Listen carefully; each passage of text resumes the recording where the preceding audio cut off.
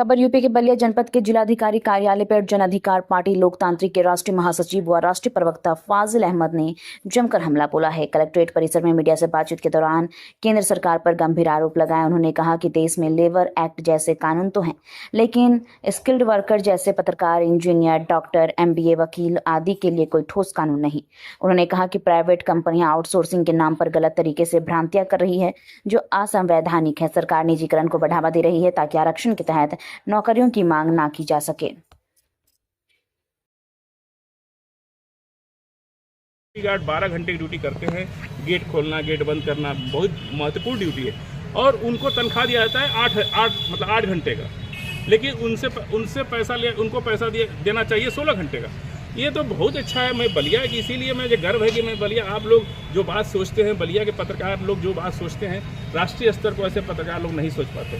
इसीलिए मैं बलिया ये बहुत अच्छा विषय आपने उठाया और हम चाहते हैं कि आप लोग भी इसको आगे बढ़ाइए। तो जिस तरह से लड़कों को नौकरी दिया जाता है और उसके बाद सरकार पीठ पर पाती है कितने लोगों को नौकरी दे दी है, लेकिन आज तक देखा जाए तो उनकी विडम्बना इस तरह से है कि जो बच्चे नौकरी कर रहे हैं और काफ़ी परेशान, जो इंजीनियर हैं, चाहे बड़े बड़े पदों पे हैं, कोर्स करके इसका नौकरी कर रहे हैं आउटसोर्सिंग के थ्रू, तो उनकी कितनी आप विडम्बना मानते हैं? देखिए, इस देश में लेबर एक्ट जो है वो बहुत कानून है लेबर के लिए। अनस्किल वर्कर्स को हम लेबर कहते हैं, लेबर के लिए बहुत कानून है। पर स्किल्स वर्कर जिसमें पत्रकार है, इंजीनियर है, MBA है, डॉक्टर है, पत्रकार है, वकील है, ऐसे लोग जो पढ़े लिखे हैं, वो जब किसी यहाँ नौकरी करते हैं, उसके लिए देश में कोई कानून नहीं है, उसके लिए कोई कानून नहीं है। लेबर एक्ट में वो कवर नहीं होता क्योंकि वो स्किल वर्कर है। इसके लिए हम लोगों ने लगातार, जब खड़गे साहब लेबर मिनिस्टर थे, मैं तब से प्रयास कर रहा हूँ कि अनऑर्गेनाइज सेक्टर में जो पढ़े लिखे लड़के हैं, जो स्किल्स वर्कर हैं, उनको बाकायदा, जैसे एयरटेल के लड़का नौकरी कर रहा है पर उसे जो अपॉइंटमेंट लेटर मिलता है वो एयरटेल का नहीं मिलता है, किसी आउटसोर्सिंग कंपनी का मिलता है। यह बिल्कुल इलीगल है। यदि कोर्ट में चैलेंज किया जाए तो ये पूरा जितना वो अपॉइंटमेंट हुआ है सब खत्म हो जाएगा। कोई कानून नहीं बना दिया इसके अंदर जिसके तहत ये लोग अपॉइंटमेंट कर रहे हैं इलीगल तरीके से, बिल्कुल इलीगल है। और हमें तो बड़ा अफसोस होता है कि सरकार ये काम कर रही है। चलिए, प्राइवेट कंपनी कर रही तो कर रही है, सरकार आउटसोर्सिंग पर, केंद्रीय विद्यालय में टीचर रखे जा रहे हैं आउटसोर्सिंग पर, ऐसा नहीं हो सकता। ये बिल्कुल इल्लीगल है। आप मानवीय संवेदना को क्षुण्ण कर रहे हैं, आप गलत कर रहे हैं और यही बात जो है मैं बार बार कहता हूं और ये लोग गलत कर रहे हैं बिल्कुल। जी, आज सरकारी विद्यालयों का निजीकरण करने की बात हो रही है। 5000 विद्यालयों को निजीकरण करने की बात कर रही है सरकार। इसको आप कैसे देखते हैं, जिस सरकारी स्कूल से तमाम अधिकारी निकले, तमाम नेता निकले? देखिए, निजीकरण इसीलिए किया जा रहा है कि आप आरक्षण के तहत नौकरी न मांग सके। यदि निजीकरण कर दिया जाएगा तो आरक्षण के तहत नौकरी नहीं निजीकरण में दी जाएगी। सीधे सीधे आरक्षण को समाप्त करने की योजना है। आरक्षण समाप्त करना चाहती है सरकार ताकि उनको दलित, आदिवासी, OBC, SC, ST के जो बच्चे हैं वो उनसे गोबर फेंकवा सकें, गुलामी करवा सकें, उनका पूरा जीवन बर्बाद कर सकें। और इसी गुलामी की, देश में जो गुलामी प्रथा पहले से चली आ रही है उसको वापस पुनर्जीवित करने के लिए ये कॉन्ट्रैक्ट एग्रीमेंट लिया गया है। और जितने भी आरक्षण, यदि आप स्टेट बैंक या किसी भी सरकारी बैंक में जाएंगे तो आपको आरक्षण के आधार पर नियुक्ति होगी, लेकिन प्राइवेट बैंकों में कोई आरक्षण के आधार पर नहीं है। यदि निजीकरण ये करना चाहते हैं तो सरकार को अपने आप त्यागपत्र दे देना चाहिए।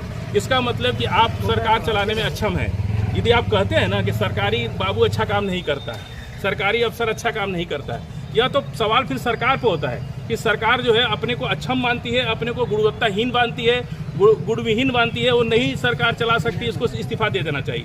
लेकिन कभी भी आप निजीकरण किसी भी चीज़ का खराब होता है। आपने रेलवे का निजीकरण कर लिया, देख लिए क्या हाल हो गया।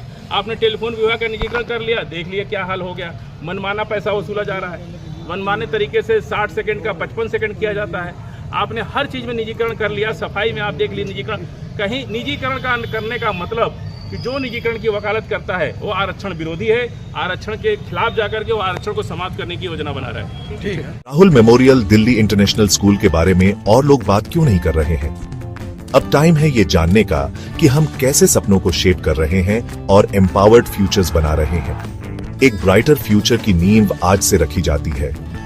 Rahul memorial Delhi international school में हम सिर्फ एजुकेशन नहीं देते, हम सपनों को शेप करते हैं। इमेजिन करो हमारे स्मार्ट क्लासरूम्स में कदम रखना, जहां टेक्नोलॉजी मिलती है क्यूरियोसिटी से और हर लेसन एक एडवेंचर होता है। खुद को देखो हमारी मॉडर्न लाइब्रेरी में, जो ज्ञान का खजाना है जिसे डिस्कवर किया जाना बाकी है। हमारे प्लेग्राउंड सिर्फ खेलने के लिए नहीं है, वो ऐसे एरिनास हैं जहां टीम वर्क और रेजिलियंस बनते हैं।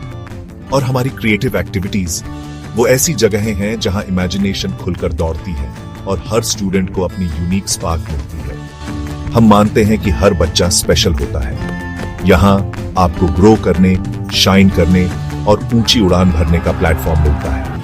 हमारे लिए एजुकेशन सिर्फ टेक्स्ट बुक्स और एग्जाम्स के बारे में नहीं है, ये एक एम्पावर्ड फ्यूचर बनाने के बारे में है। हम होलिस्टिक डेवलपमेंट पर फोकस करते हैं ताकि आप कॉन्फिडेंस और स्किल के साथ दुनिया का सामना करने के लिए तैयार हो। हमें ज्वाइन करें Rahul memorial Delhi international school में, जहां लर्निंग सिर्फ मार्क्स के बारे में नहीं बल्कि एक ब्राइटर एम्पावर्ड फ्यूचर की ओर एक मीनिंगफुल जर्नी है। क्योंकि यहाँ आपके सपनों की फाउंडेशन आज से शुरू होती है।